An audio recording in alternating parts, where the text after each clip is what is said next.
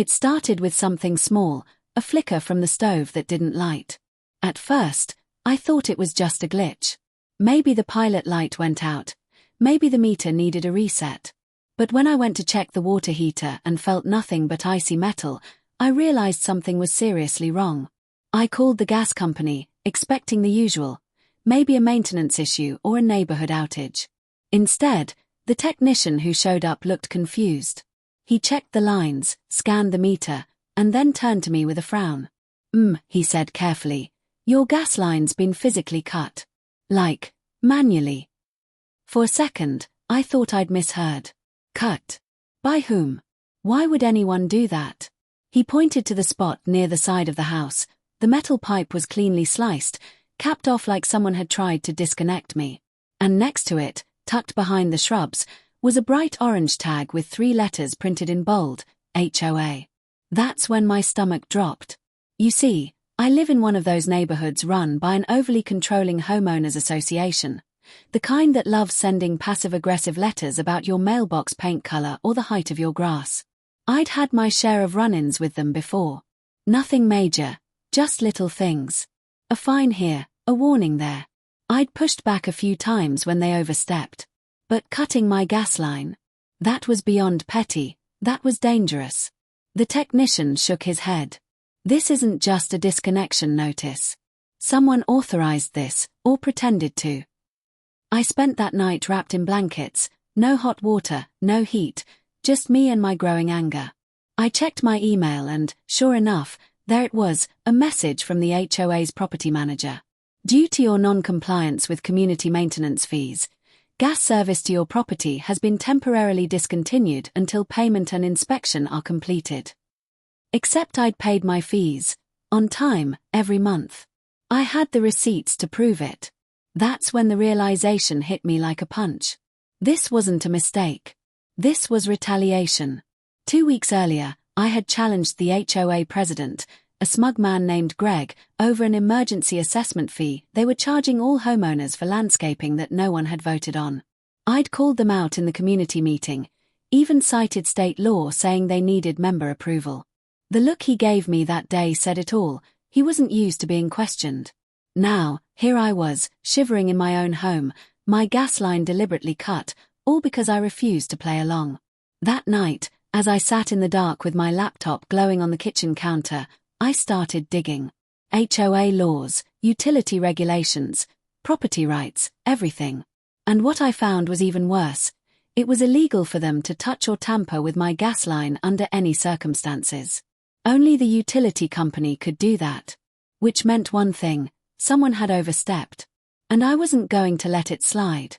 I took photos of everything, the cut pipe, the tag, the email. Then I started making calls, the gas company, the city, the housing department. Each time, I repeated the same line.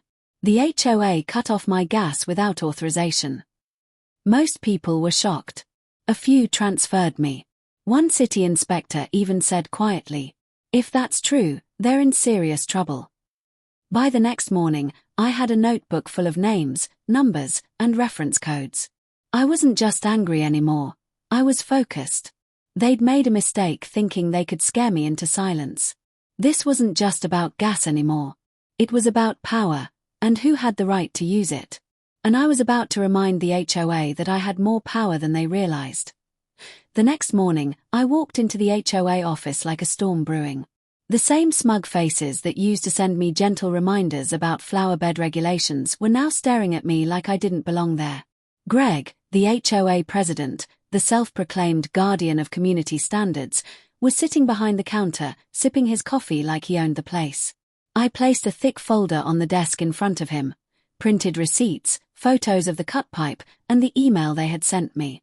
"You cut my gas line," I said, calm but firm. "And you're going to explain why." He barely looked up. "We didn't cut anything, That's a utility issue. Maybe you should talk to your provider." I leaned forward. "I did.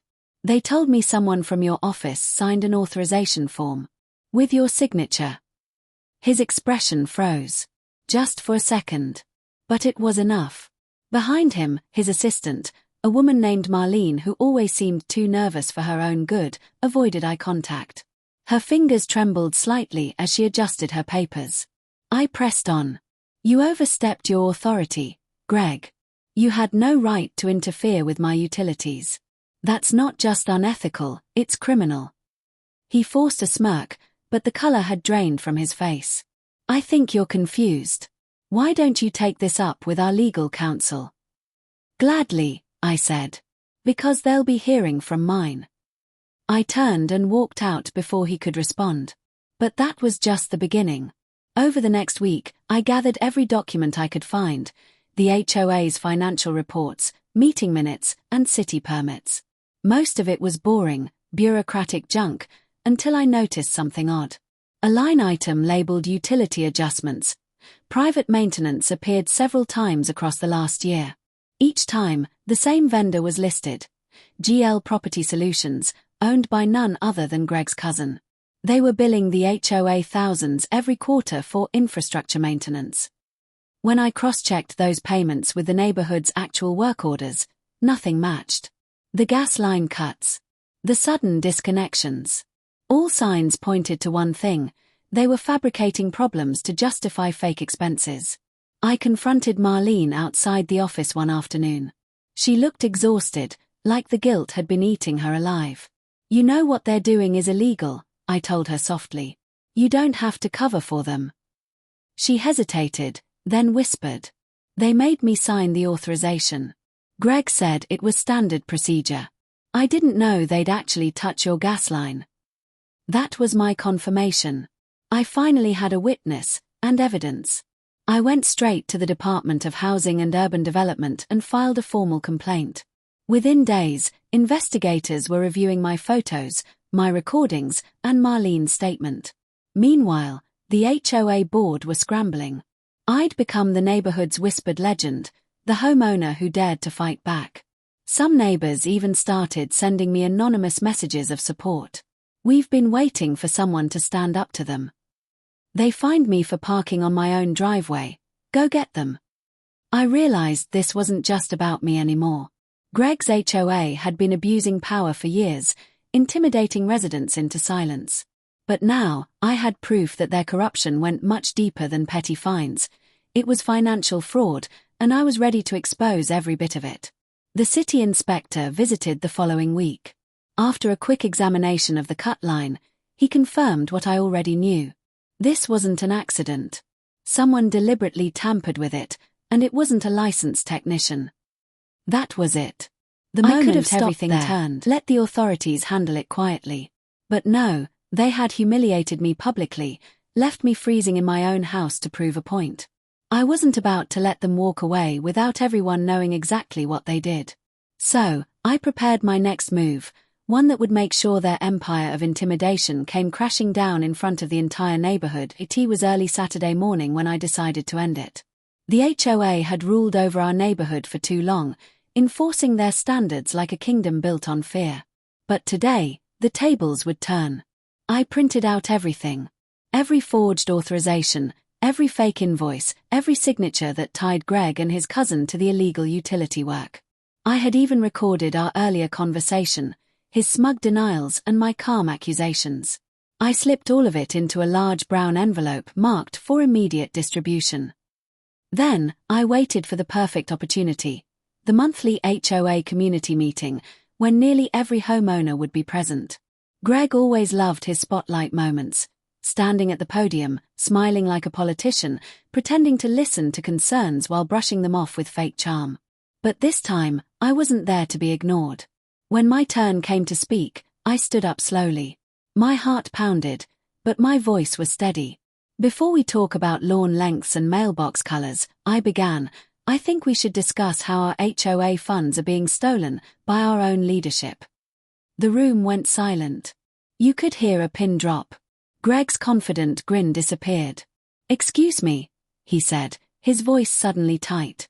"That's a serious accusation." "Oh, it's not an accusation," I replied, holding up the stack of papers. "It's evidence." I began reading line by line, each fraudulent transaction, each authorization signed under his name, each illegal payment to GL Property Solutions. Gasps filled the room. People whispered, heads turned. "This is ridiculous," Greg barked. "You can't prove anything." That's when I played the recording from my phone, his own voice denying he signed anything, right before I showed everyone the document with his signature on it. He went pale.